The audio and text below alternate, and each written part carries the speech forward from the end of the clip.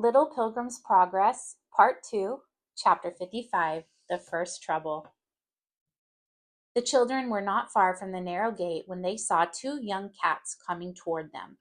They were much taller than Matthew. Their clothes were of bright-colored velvet, and they wore caps with little plumes fastened at the side. "They must be princes," said little Joseph. "Has the king sent them to meet us?" "I don't think the king's servants are ever dressed so lavishly," replied Christiana. "And I am sure they cannot be princes from the celestial city, for their faces are bad and ugly. Let us walk quickly and take no notice of them."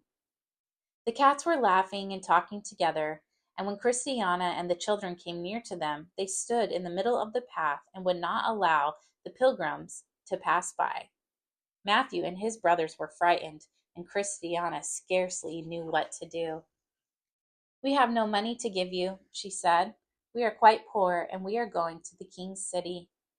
Then the tallest cat seized Christiana's hand, and his companion caught hold of Mercy. "Don't be frightened," they said. "We don't want your money, and we are not going to hurt you.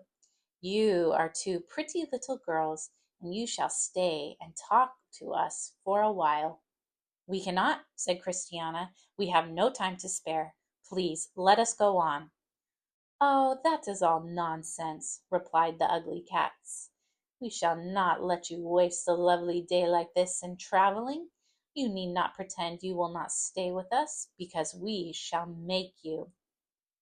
Perhaps if Matthew had not been eating the fruit from the wicked prince's garden, he would have felt braced and would, at least, have tried to defend his sisters and Mercy. But I am sorry to say he only stood trembling with fear, and when James and Joseph saw this, they were frightened also and clung closely to him. Christiana and Mercy saw that they would not be able to get safely away from these two cats, so they both cried out for help. And as they were not far from the gate, Goodwill heard them and sent a servant at once to see what had happened. The servant ran quickly and soon overtook the children. As he drew near, he called to the cats, saying, "What are you doing? How is it that you dare to hinder the king's pilgrims?" When the cats heard the servant's voice, they let Christiana and Mercy go free and hurried to the wall. They climbed it as fast as they could and dropped over into the wicked prince's garden. The children were glad to see them disappear, and Christiana began to thank the servant for his kindness in coming to help them. "You need not thank me," he said, "but it is not good for little girls to travel alone. I was surprised that you did not ask Goodwill to send a guide with you. Your brothers are not old enough to be of much use." Poor Matthew hung his head when he heard this and felt sadly ashamed of himself.